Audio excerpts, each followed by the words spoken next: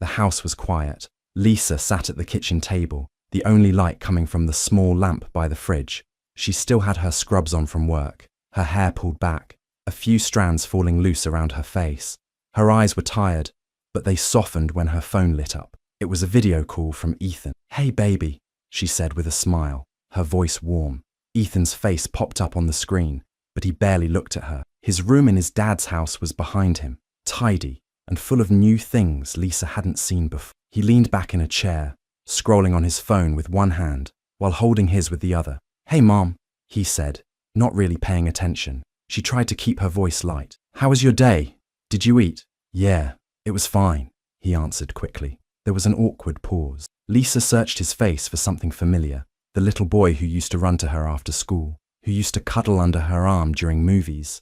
Now, he looked older, distant. "Well," she said softly, "I just wanted to hear your voice. I miss you."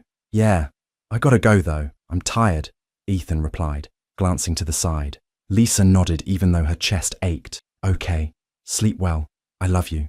"Love you," he said, still not looking at her. Then the screen went black. She sighed and placed the phone face down on the table. A deep silence filled the room. And then, laughter. Lisa blinked. The sound was faint, but it was still coming from her phone. She picked it up. The call hadn't ended. It was still connected. She didn't speak, just listened. Ethan was laughing, his voice louder now. There was a girl with him. "Honestly," he said, laughing harder, "she's so damn pathetic. Always acting like she cares. I just say what she wants to hear." Lisa's stomach turned. Her heart dropped. "She still thinks you're coming back next semester, doesn't she?" the girl asked. "Yeah," Ethan replied. "I just needed her until Dad's lawyer wrapped up the deal." Lisa sat perfectly still. The phone in her hand felt like it weighed 1,000 pounds. Her mouth opened, but no sound came out. Her eyes blurred with tears. The screen finally went black. The call had ended, but something inside Lisa had just broken, something she never thought would.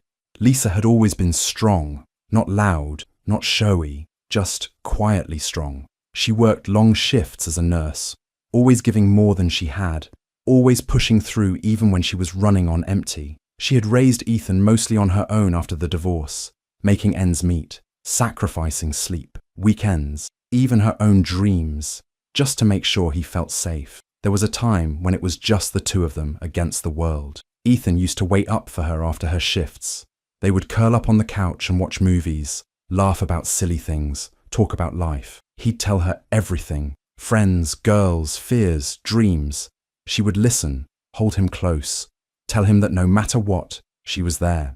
But things changed. It started small. He got quieter. His hugs became short, distracted. He started spending more weekends at his dad's.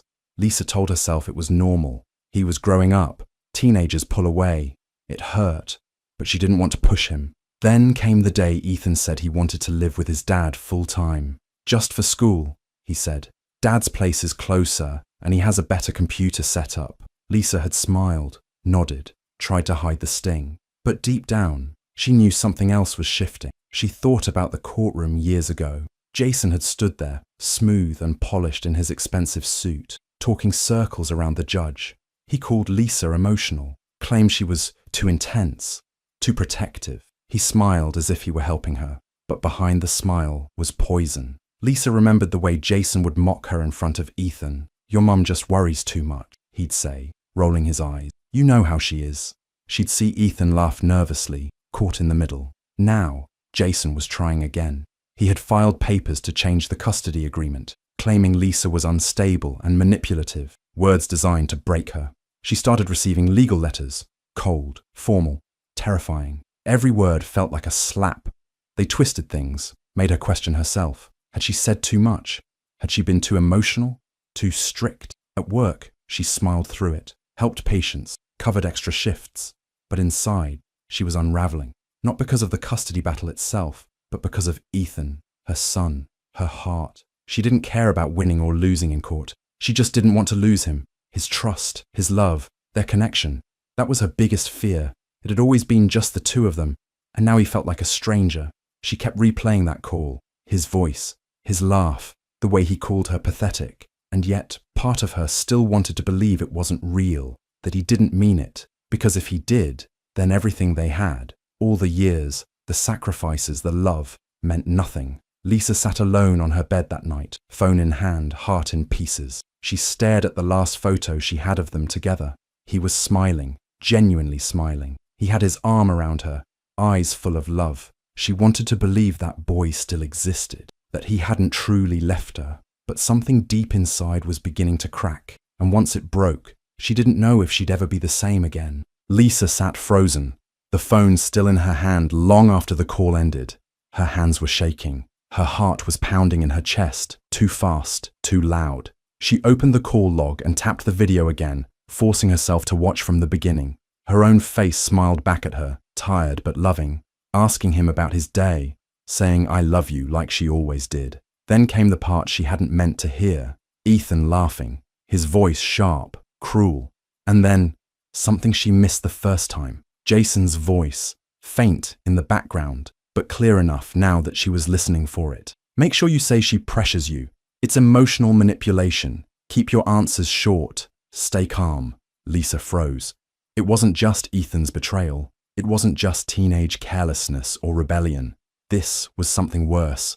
Jason was coaching him, telling him what to say in court, laying the groundwork to make her look unfit. And Ethan was playing along. She didn't know how long she sat there, replaying the words again and again, like she could somehow change them by listening harder. Her eyes stung, her mouth was dry, her heart broken in a way she hadn't known was possible. She tried calling Ethan, straight to voicemail. She called again, left a message.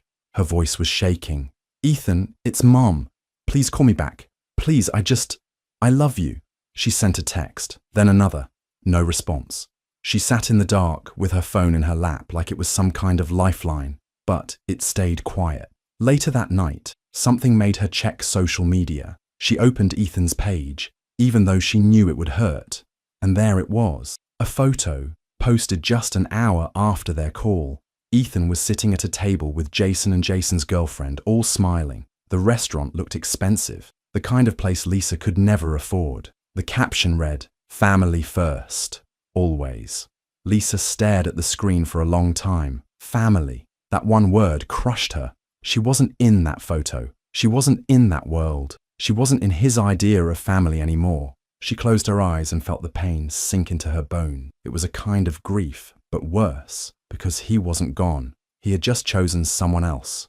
Lisa stood up, pacing the room, trying not to fall apart. She pulled open drawers, looking for something, anything, to hold on to. A photo, a note, a drawing he made when he was small. Instead, she found an old voicemail, saved on her phone, hidden in a folder she hadn't touched in months. She hit play. It was Ethan's voice, younger, softer, and full of emotion. He was crying. "Don't ever leave me, Mom. You're the only one who gets me." Lisa pressed the phone to her chest.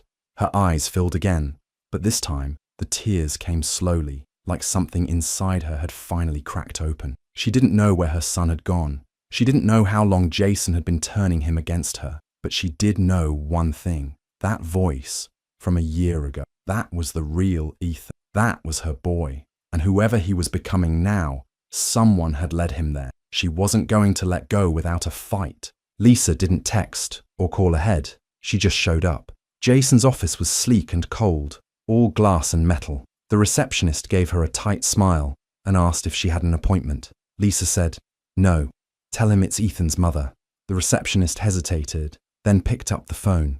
A few minutes later, Lisa stood in the doorway of Jason's office. He didn't look surprised to see her. He was sitting behind a large desk, scrolling through his phone. "Lisa," he said, pretending to sound casual. "Didn't expect you to come storming in. Everything okay?" She stepped inside, closed the door. "I heard you on the call," she said. Her voice was low, but steady. "You were telling Ethan what to say about me, coaching him, lying." Jason leaned back in his chair, raised his eyebrows. "I think you're confused. You always jump to conclusions." She took a deep breath. "Don't do that. Don't act like I'm imagining this." He smiled, the way he always did when he wanted to feel in control. "Lisa, you've always been emotional. It's why you're hard to deal with. Maybe Ethan's finally seeing that too." Her stomach twisted. "He's a kid, and you're turning him against me." Jason stood up, walked to the window, hands in his pockets. "He's almost an adult. He makes his own choices." "No." He repeats what you tell him to say, she snapped. Jason turned slowly, calm as ever. Look, you can yell, cry, dig up old messages, but the truth is, you're not going to win this. You're unstable.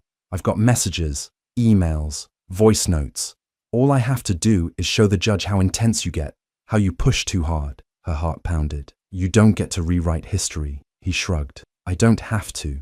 I just need reasonable doubt. Lisa stared at him, everything inside her screaming, but she didn't say another word. She turned and walked out, fighting the tears, until she reached the elevator. Back home, everything felt heavier. The walls, the air, her own skin. She sat on the couch and stared at the wall. She didn't eat, barely drank, just sat, thinking, breaking. At work, she tried to keep going, smiled at patients, nodded through meetings, but she was slower. Made a mistake with medication doses. Nothing dangerous, but enough for a warning.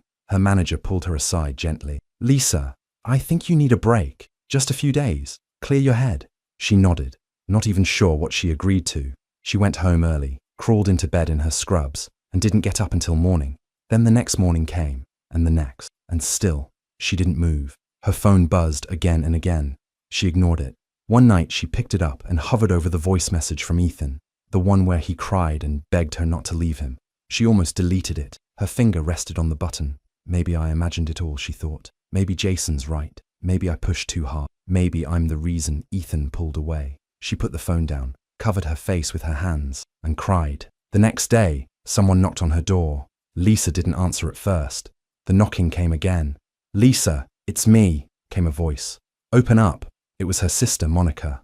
Lisa opened the door, barely able to stand. Monica stepped in, saw the mess, the dishes, the silence, and her heart sank. You look like hell, she said softly. I feel worse, Lisa whispered. Monica sat her down, made tea, cleaned up without being asked. Then she sat across from Lisa, looked her in the eye. You're not crazy, Lisa. He's gaslighting you. He always has. Lisa didn't say anything. Monica reached over and held her hand. You're not the problem. Jason is. And Ethan, he's a teenager. He's scared. He wants love from both parents. Jason's using that. Lisa's eyes filled again. He said I pressure him. You don't, Monica said firmly. You show up. That's not pressure. That's love. Lisa shook her head. I don't know what to believe anymore. You need someone to help you see clearly again, Monica said. Someone who knows how trauma works, how narcissists twist things. Monica gave her the number of a therapist. I've been seeing her since my divorce. She changed everything for me. Lisa didn't call right away, but 3 days later, she sat in a small office with soft lighting and tissues on the table. The therapist listened. She didn't interrupt, didn't rush. When Lisa finished talking, the therapist said, You're not broken. You're betrayed. Those words cracked something open inside Lisa. She nodded slowly, not because it made everything better, but because someone finally saw the truth. You gave everything, the therapist said, and someone used that against you. Lisa breathed in, shaky but real. For the first time in weeks, she didn't feel crazy. She felt hurt and human. She wasn't done breaking, but maybe, just maybe, she was finally starting to heal. The courtroom was quiet, cold in that way all courtrooms are. Lisa sat on the witness stand, her hands folded tightly in her lap. Her clothes were neat, her makeup soft and simple, but her eyes held something deeper. Pain, strength, truth. Her lawyer stood beside her, asking questions gently. Ms. Morgan, he said, can you describe your relationship with your son? She took a slow breath. Ethan and I were close, very close. I raised him mostly on my own. His father, he wasn't around much back then. She paused, steadying her voice. I worked long shifts. I missed birthdays, school events, but I did it all for him, so he could have a stable life, a roof over his head, so he wouldn't feel the kind of loneliness I grew up with. She looked toward the judge, then back to the lawyer. He was my whole world. Still is. Her lawyer nodded. How have things changed? Lisa looked down, then back up. He started pulling away after moving in with his dad full time. At first, I thought it was normal teenage stuff. Then, it got colder. I didn't understand what was happening until recently. She stopped there, the pain showing in her face. The judge gave her a moment. Thank you, her lawyer said, then turned to the judge. No further questions. Jason's lawyer stood and crossed the room. Calm, collected, fake smile in place. Miss Morgan, would you agree that you can be Emotional. Lisa didn't answer right away. I'm human. I care. I react, especially when it comes to my son. Jason's lawyer didn't blink. And would you describe your behavior as sometimes overwhelming? Lisa narrowed her eyes. Only someone who doesn't know love would call it overwhelming. There was a small ripple in the courtroom. No further questions, Jason's lawyer said quickly, returning to his seat. Next, Ethan was called to the stand. He looked older somehow, wearing a blazer that didn't quite fit. His hands trembled slightly as he sat down and took the oath. Jason's lawyer began. Ethan, can you tell us about your experience living with your mother? Ethan glanced at Lisa, then looked away. She was always emotional, always asking how I felt, what I was thinking. I couldn't breathe sometimes. And how is it different at your father's? It's calmer. He lets me be, gives me space. Lisa's heart broke a little more with each word. This wasn't Ethan. This was a script. Her lawyer stood. Ethan, you mentioned your mother pressures you. Can you explain what you meant by that? Ethan hesitated. She talks a lot. About feelings, about our past. She wants things to go back to how they were. And is that a bad thing?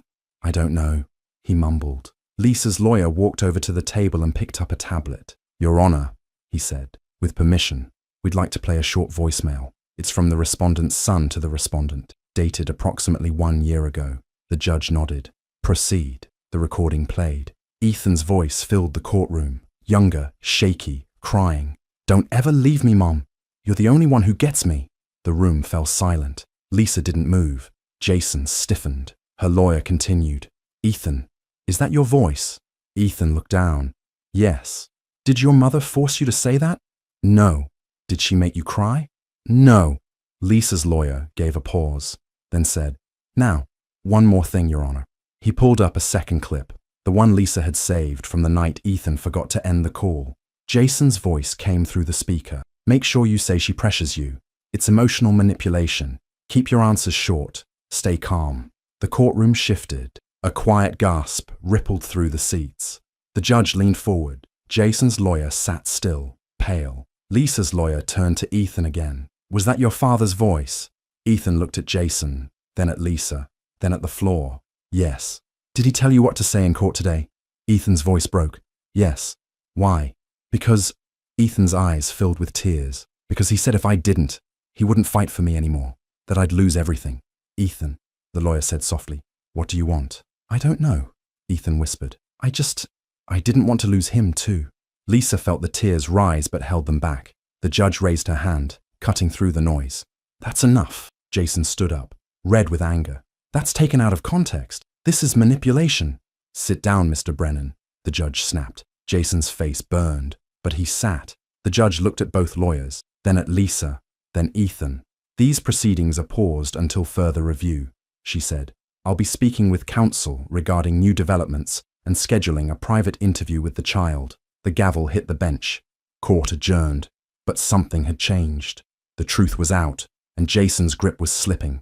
It had been 3 weeks since the courtroom. Lisa stood outside the courthouse, the air warm against her face. The ruling had come in.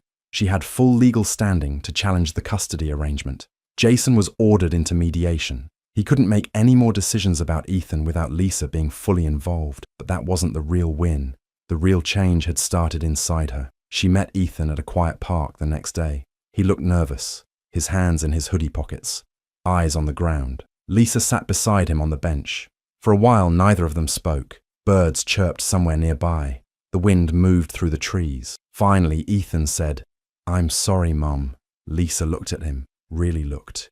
He seemed smaller now, not in size, but in weight, like a heavy mask had finally come off. I know, she said quietly. I didn't mean all of it, he whispered. Dad, he made me think if I didn't listen, I'd lose him. Lisa nodded. I believe you. Ethan's eyes filled. I didn't know what to do. I messed everything up. She turned toward him. Her voice was calm but clear. Ethan, I will always love you. That will never change. But I won't let anyone use me again, not even you. He broke. The tears came fast and hard. She pulled him into a hug, strong, steady, sure. Not because she needed him to love her, but because she loved herself again. She held him, but not to hold on, just to let go. Later, as the sun started to set, they walked side by side, no longer hiding. At work, things were different too. Lisa returned to the hospital with a quiet confidence.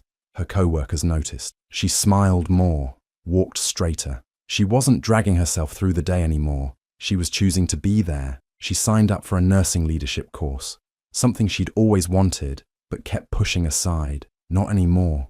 She didn't feel like she had to prove herself to anyone. Not Jason, not the court, not even Ethan. She wasn't just someone's mother or someone's ex.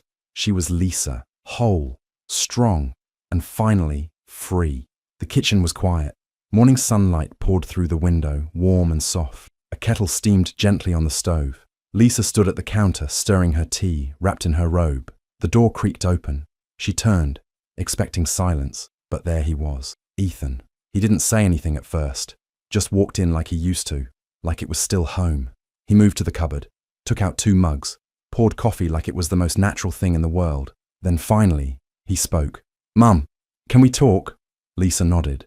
No smile, just steady eyes. Eyes that had cried and healed. Eyes that had seen the worst and still stayed open. Ethan looked nervous, unsure. He held out a mug to her. "I want to come back," he said, "for real this time. But only if you'll have me." Lisa looked at him for a long moment. Not just the boy he was, but the person he was trying to become. She took the mug from his hands. "It starts with honesty, Ethan," she said softly. "That's all I ask." He looked down, then up again. "Okay," he whispered. They stood there, the morning quiet around them.